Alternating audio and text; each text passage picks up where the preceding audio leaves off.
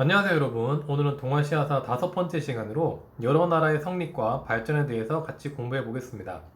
지난 시간에는 우리가 중국의 진한제국에 대해서 같이 공부했는데요. 오늘은 중국의 진한제국 시대에 주변국들은 어떤 나라가 있었고 그 나라들의 특징은 무엇인지 간단히 배워보는 시간을 가지겠습니다. 먼저 진한제국과 대립했던 흉노부터 보겠습니다. 진시황이 만리장성을 쌓은 이유가 바로 이 흉노 때문이다 할 정도로 당시 흉노는 중국에게 큰 위협이었습니다.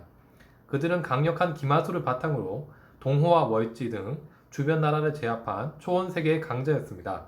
특히 흉노는 묵특선후 때 군주권이 강해지는 등 큰 발전을 이룩하는데요. 한 고조 유방은 중국을 다시 통일하고 난 뒤 이 흉노를 공격하러 직접 원정까지 갑니다. 그러나 백든당 전투에서 이 흉노에게 참패를 당하게 되었고 유방 자신까지 사로잡히 위기에 처하기도 합니다. 하는 이후로 흉노와 대결보다는 화친에 더 신경을 쓰게 되었고 많은 예물을 보내고 한 황실의 딸을 흉노 선우에게 화번공주라는 칭호를 붙여서 시집 보내기도 했습니다.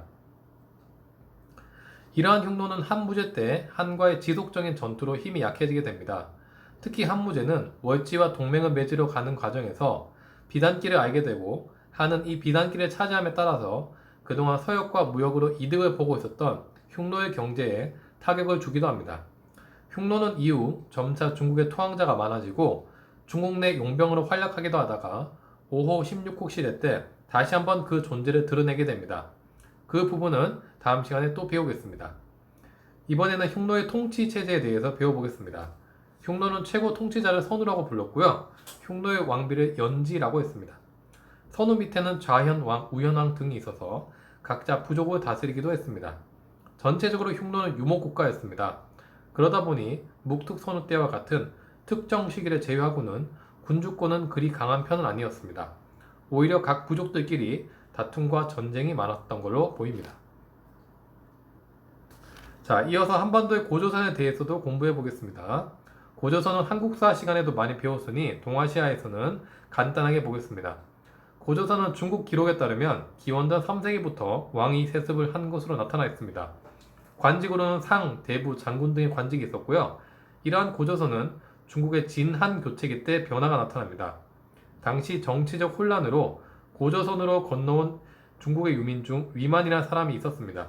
그는 여러 무리를 이끌고 고조선의 망명에서 살다가 세력을 키워서 기존 고조선 왕을 몰아내고 자신이 직접 왕이 됩니다. 이때부터의 고조선을 위만이 왕이 되었다 해서 위만조선이라고 부릅니다. 위만조선 때부터 고조선은 본격적으로 철기 문화를 수용하게 되었고요. 중국 한과 한반도 남부 지역의 중개 무역을 하면서 많은 경제적 이득을 받습니다. 그러나 당시 흉노를 견제하고 있었던 한무제는 고조선과 흉노의 연결을 의심해서 고조선을 치기도 했는데요. 고조선은 1년 동안 한나라에 창전했으나 결국 기원전 108년 한에 의해서 멸망하고 말았습니다. 이후 옛 고조선 지역에는 진번, 임둔, 현도, 낭랑 등의 한 사군이 설치됩니다. 자, 다음으로 베트남을 보겠습니다. 베트남은 최초의 국가로 반란국을 이야기하고 있고요. 이 국가 이후로는 어우락 왕국이 등장합니다. 그런데 이런 베트남에도 고조선과 비슷한 변화가 나타나는데 진안 교체기 때 진의 장수 출신인 찌에 우다라는 사람이 베트남으로 들어와서 그대로 베트남의 왕이 되어버린 겁니다. 찌에 우다는 기원전 203년 국호를 남월이라고 하고 어우락 왕국을 정복하기도 합니다.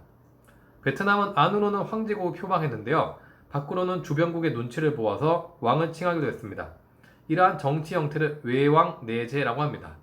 하지만 역시 이런 베트남의 성장도 한 무제에게는 좋게 보이지 않았고 한 무제는 대군을 동원해서 남월을 치게 됩니다. 남월은 기원전 111년에 멸망하게 됩니다. 역사를 보면 역시 고조선과 비슷한 역사 흐름이죠. 이후 베트남은 중국 송나라 때 독립하는 시기까지 대략 1000여 년 동안 오랫동안 중국의 지배를 받게 되는데요. 한나라 때는 증작, 증리, 자매의 반란이 있는 등 지속적으로 중국의 통치에 대항하는 모습을 보이기도 합니다. 한편으로 그런 과정에서 중국의 문화가 많이 유입되기도 하죠. 이러한 이유 때문에 베트남을 동아시아 문화권으로 보는 겁니다. 마지막으로 일본을 보겠습니다. 일본은 야요이 시대 때부터 한반도나 대륙에서 건너오는 사람들이 많았고 이들을 통해서 점차 사회가 발전하는 모습을 보였습니다. 이들을 도레인이라고 하는데 벼농사, 철기 기술 등도 이 도레인으로부터 전래가 되었습니다.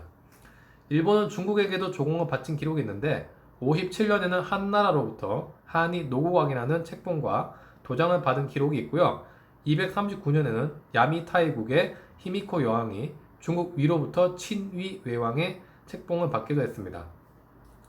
당시 일본은 여러 부족 국가들로 경쟁 중이었는데 이들 중 하나가 당시 황제국인 중국으로부터 외왕, 즉 일본 왕으로 책봉받는다는 것은 자신의 권위를 과시하는 의미가 있었습니다. 이에 일본에서도 이렇게 멀리 중국에까지 가서 책봉을 받으려 한 것은 아닌가 생각됩니다.